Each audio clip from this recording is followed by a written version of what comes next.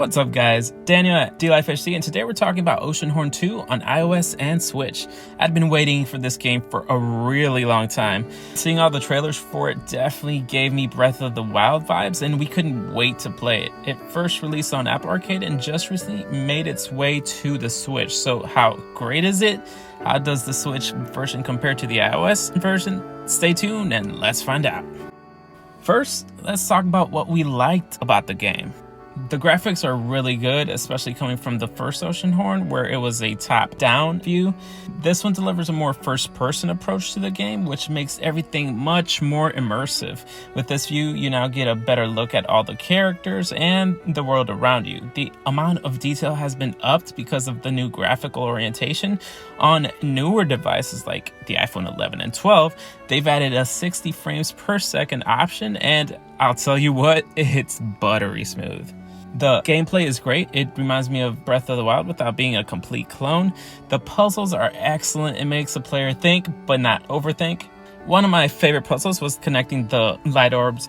The fact that the game is open world really gives you the sensation that the game is much larger than it really is, and compared to the first Oceanhorn, it does feel so much bigger. The story is decent, and we love the fight for good and evil between Warlock Mesmeroth, the Dark Army, and our protagonist.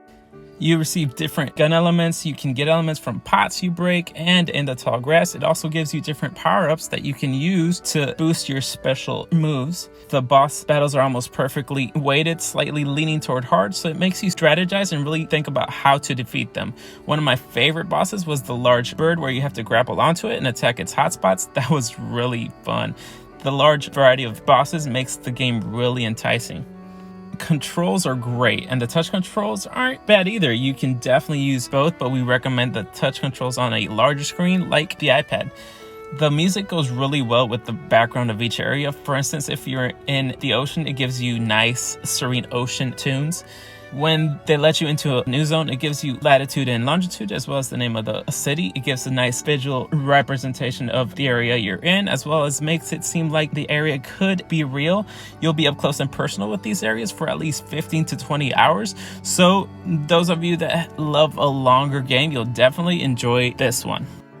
Now, let's talk about what we didn't like about the game or how we would improve it. For those of you that don't like puzzles that lean a bit toward the difficult side, you won't like this one. Both the recovery and gun loading time is a little long. It would be cool if they were shorter. It would also be nice if they gave you the option to shoot right after you roll.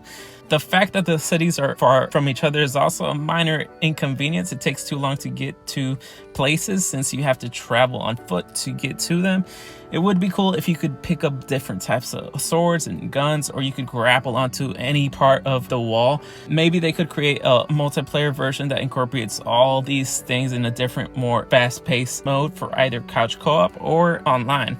Other than our very slight nitpicks and things we would love to see improved, the great graphics, gameplay, decent story, and music made this game worth playing. It's one of the most full games on Apple Arcade, and it's a great Breath of the Wild-like clone that's also worth experiencing on the Nintendo Switch. All these things that we mentioned make this game absolutely DLifeHD approved. Alright guys, thanks for watching. Let us know what you think of this game or any other game you're playing in the comments below. We love talking to you guys. You can also talk to us even more in our Discord server. Info will be in the video description. Remember to like and subscribe for more videos like these. Lastly, check out our Twitter account for gameplay of the latest releases. But most importantly, remember to always stay one.